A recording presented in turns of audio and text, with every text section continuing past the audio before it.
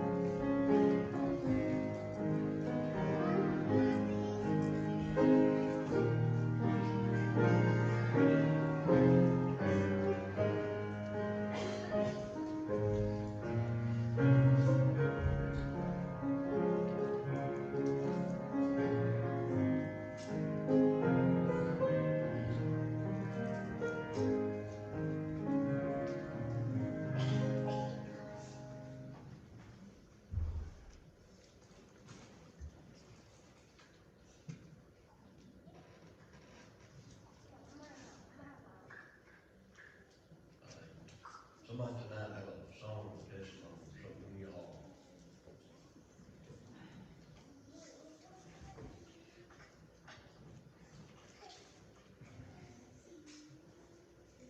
Turn with me at your Bibles tonight, book of Genesis, chapter 41. Genesis chapter 41.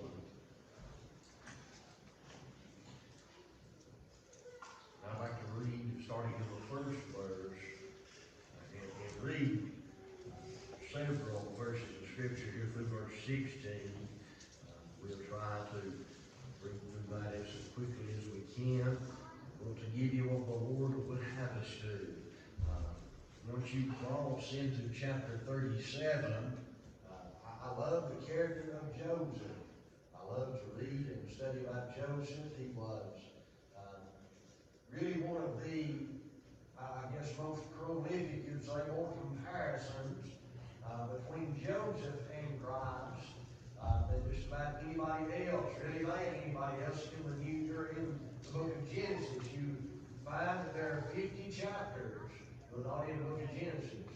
We have 13 of those chapters that are dedicated to the life of Joseph. More is said about Joseph than is said about Abraham. More is said about Joseph than is said about Noah or about Isaac or Jacob. We get a lot in the life of Joseph, and I really do think that one of the most important things that Joseph ever does occurs here in this passage of Scripture. I think it's something we think you and I can build upon. I hope to be a help to you this evening. Genesis chapter 41, verse number 1. And it came to pass at the end of 2 full years that Pharaoh dreamed. Behold, he stood by the river, and behold, there came up out of the river favor, 7 well-favored kine of black flesh, and they fed in a meadow. And behold, 7 other kine came up after them out of the river, ill-favored and lean flesh, and stood by the other kine upon the brink of the river.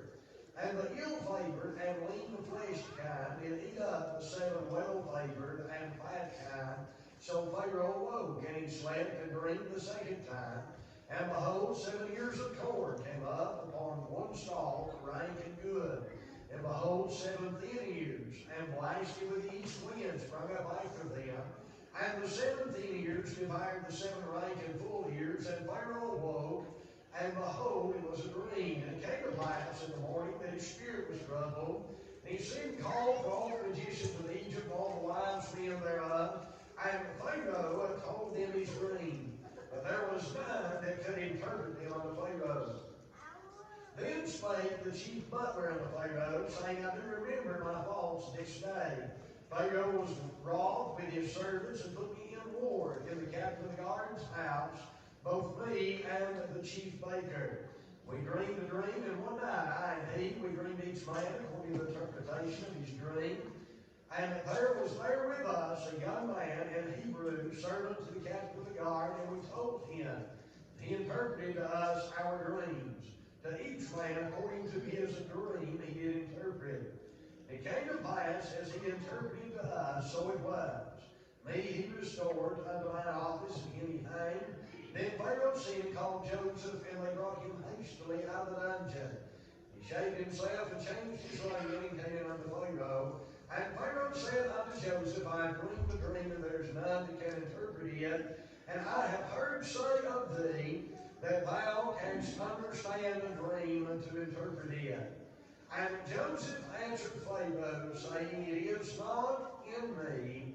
God shall give Pharaoh an answer of these. I think about Joseph, brother, every so often. I love his story. I love the example that he sets for us. For the night, I think you could study through the life of Joseph over and over and over again.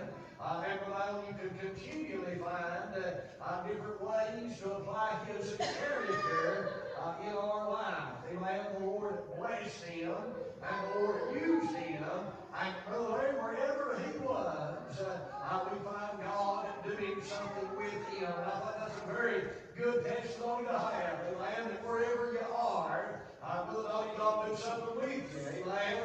I think sometimes, Brother Jack, we get our minds made up. You know, I've never seen folks that maybe they get a little bit sick, and they get where they can't do for a little while, and they just get their mind made up that they ain't never going to be able to do anything again.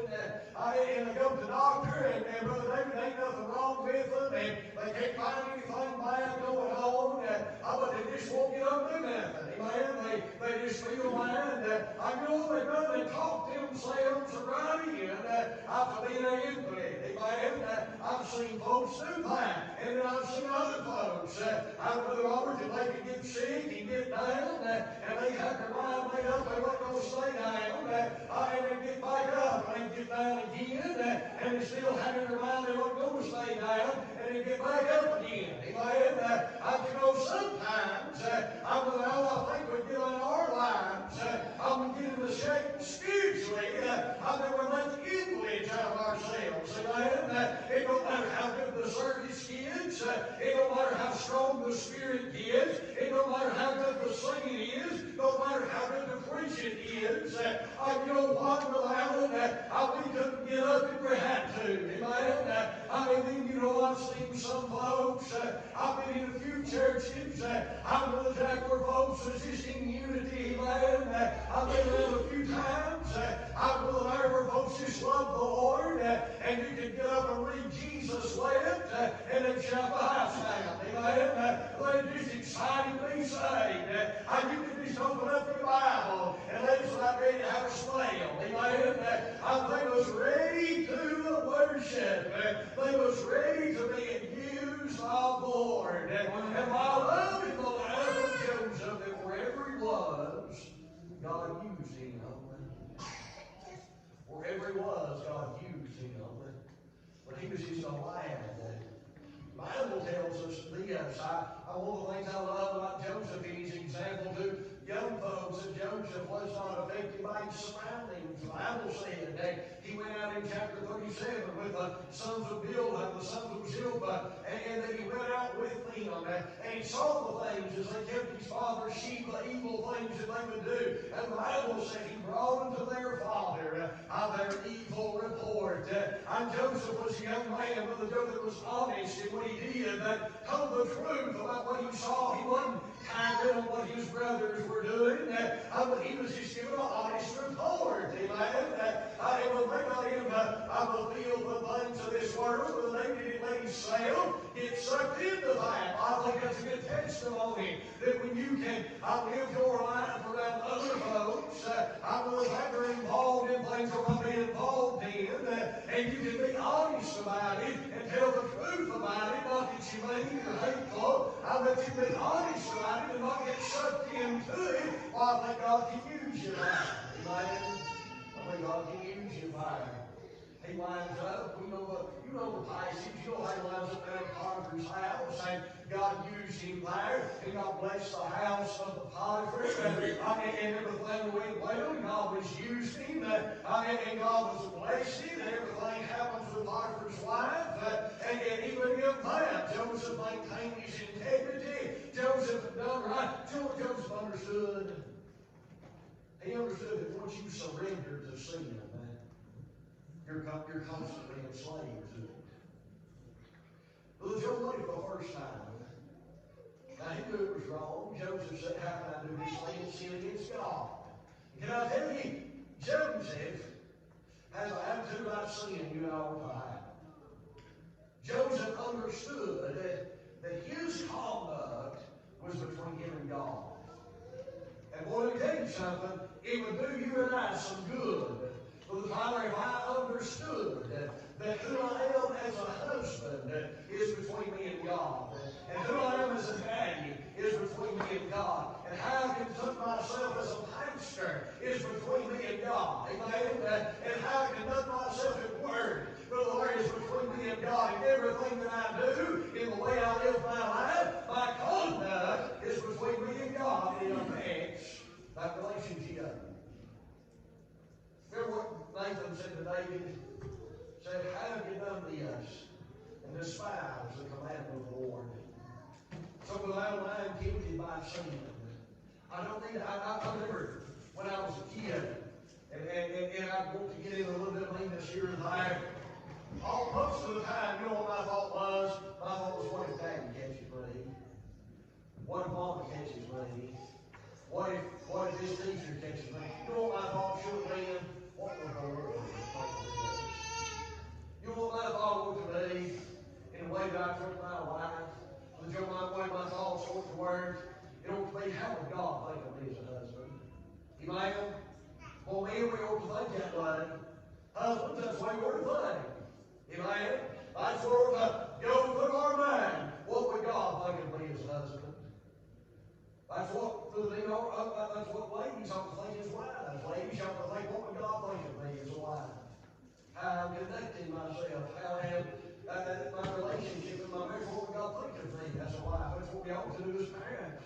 What would God think of me as a mother, as a father? That ought to be my attitude. Joseph had that attitude. How can I do this? And sin against God, he understood. Well, then how he surrendered that first time, just to get it off his back the third time, the fourth time, just to get it out of the way. You know what? Not she would hold him. He might have tried to resist the next time. Well, I'll tell you what we've done before. I'll tell you what you've done. But you know what, Lord? There's no such thing as sin being a one-time thing. It's over. When you surrender to it, it owns you. And Joseph understood that. He didn't surrender to it. And he done right. And for everybody that says you can do right, only good stuff will happen. They cannot have lived the life of Joseph. Because Joseph done right, he got thrown in jail for his trouble. For those that say just do right, and nothing hard will ever happen, nothing bad will ever take place, everything will just be lollipops and roses from now on, they have never read their life. And so, Joseph gets cast into prison. and guess what God used him there to do? And he became an assistant, if you will, to the captain of the guard. He was over the prison. Everywhere Joseph went, God used him. And the butler and the baker come in. Pharaoh's own butler and baker, and they have dreams, and Joseph interprets them. And Joseph said, one thing I'm going to ask of you. Remember me when you come before Pharaoh. I'm here unjustly. I'm not done anything wrong. There's no reason for me to be here. Just remember me. And they don't.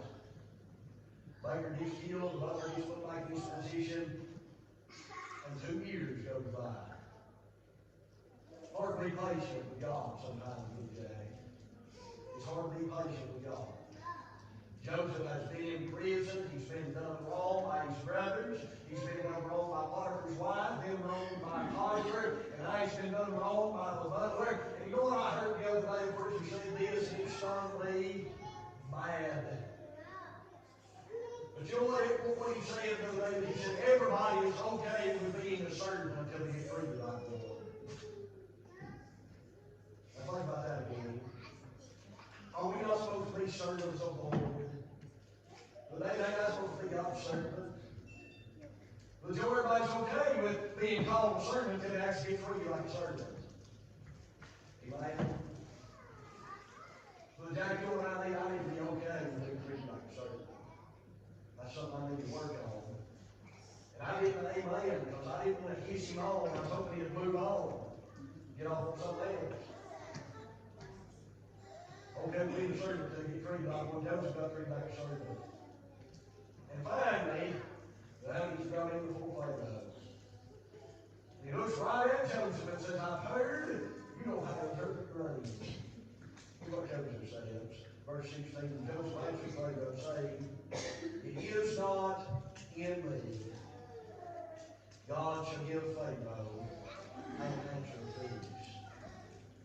You know what Joseph understood? He understood before John the Baptist ever said anything about it. He understood that he must increase and I must decrease. Amen? You see, the secret goes out to the life of Joseph. If Joseph had said, I guess I can interpret your dream, and right here's what it means, and just made something up to get out of the mess he was in. You see, some folks try to separate. There's a lot of damage done through the Scripture. I want to slow down and make sure I get this out right. There's a lot of damage for the way it's done to the Scripture sometimes. Not to the Scripture itself, but to the people reading it. Because we try to act like the actions of people, in this case Joseph, had nothing to do with God's will being fulfilled in Joseph's life. Well, that was God's will, preacher. That was going to happen no matter what Joseph done. No, that's all right. Do you know why God's will was done in the life of Joseph in the way that it was? Because Joseph himself did not find the will of God. But, Brother Joe, I believe very firmly that if God wanted Joseph down in Egypt, his brothers didn't have to set him down there for him to get there. God could have put Joseph in Egypt if Joseph get back. Now think about what I'm saying here. God put Joseph there for a purpose. Joseph could have wrecked that purpose. Now God was using him to preserve the descendants of Abraham, to build the nation of Israel, to do all that stuff. But then God did that through Joseph. But if had Joseph decided to live the life of a wicked sinner, God would not have done that for Joseph.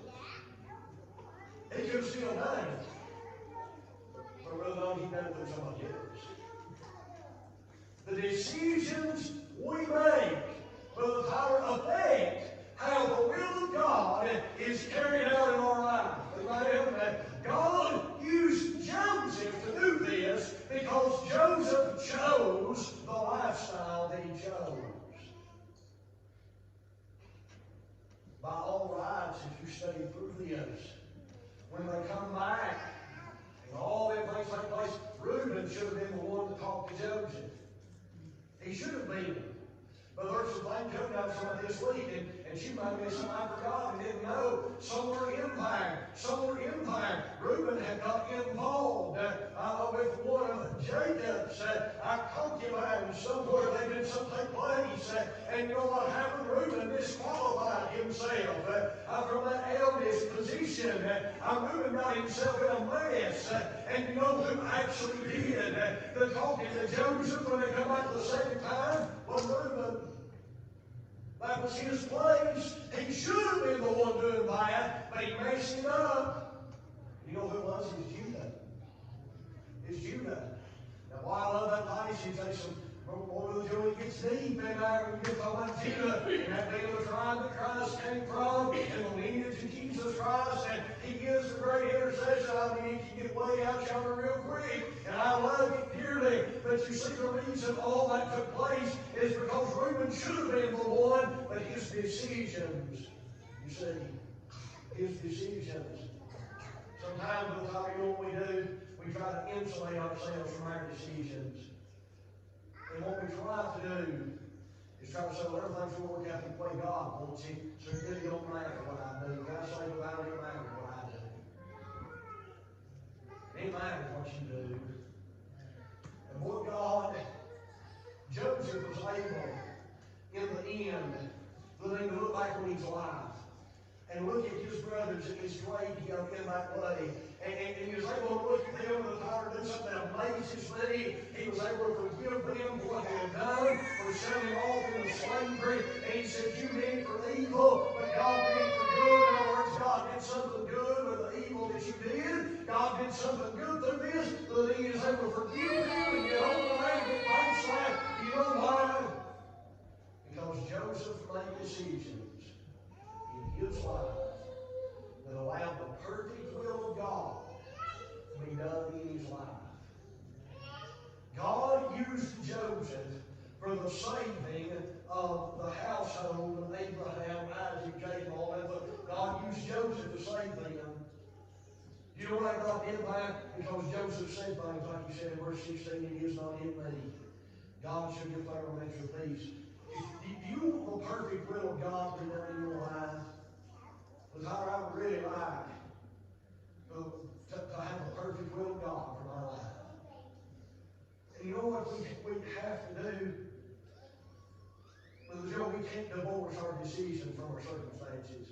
If you want God's perfect will in your life and my life, we've got to understand, Brother David, the choices we make every day, the surrenders when we give in, even to them little sins, even to them things we think, Brother Jack, nobody else will know about, even to them things we think are hid from everybody, and they ain't a big deal, and they ain't going to cost us anything. Friends, you've got to get away from them and resist them, because they will derail the will of God for your life.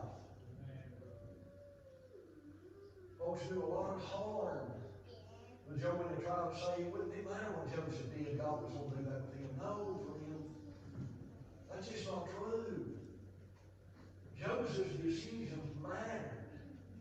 Well, my decisions, they mattered. The things I do, the things I choose. Because I'm glad God's a big God.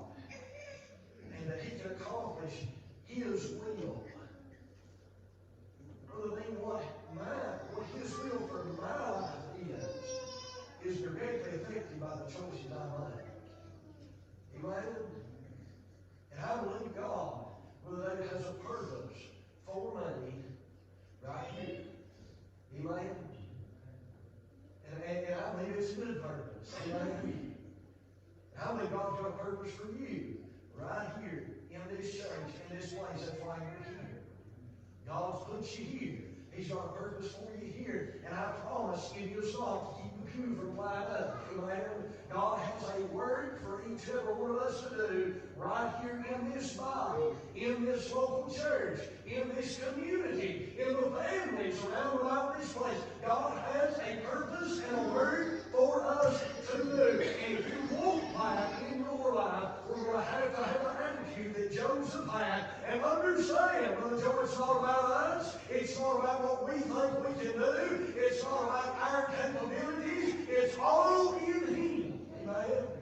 And then if we will do what Joseph did and be honest and true and not give in to the pressures around us and not give in when we think everybody looking and have a true attitude about sin and a true attitude about right and wrong and a true attitude about who will get the glory.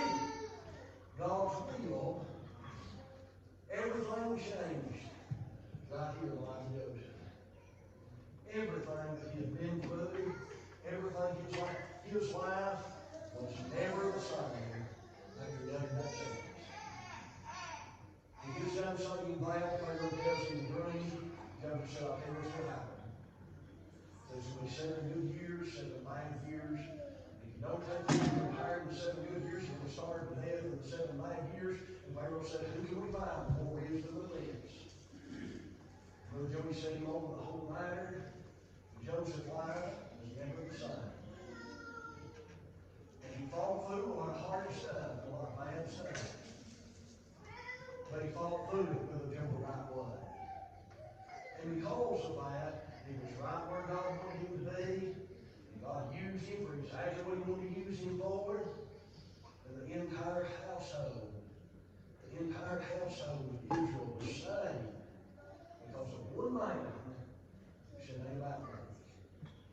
Ain't about what I would do. You realize God saved the entire nation with one fellow. Joseph was surrounded by folks who didn't even know God. And there's one man who says, I know a God in heaven that can tell us what to do. I really don't want to wonder, 40 or 50 of us, together right here together. I wonder what would happen. The Lord would follow us and get on our place and say, God, you know you do. God, you know what I do. And God, I want to resist sin. And God, I want to get away from the things that are hindering me. And God, I want to have the right attitude about you. I wonder if 40 or 50 of us gathered here tonight, Brother Robert, would get that in our minds. I reckon what happened. I don't know. God took one fire, got a whole nation full of family. Wonder what he'd do with all of us. We live our lives in such a way that the perfect will of God be always is. We rather when you sing this song.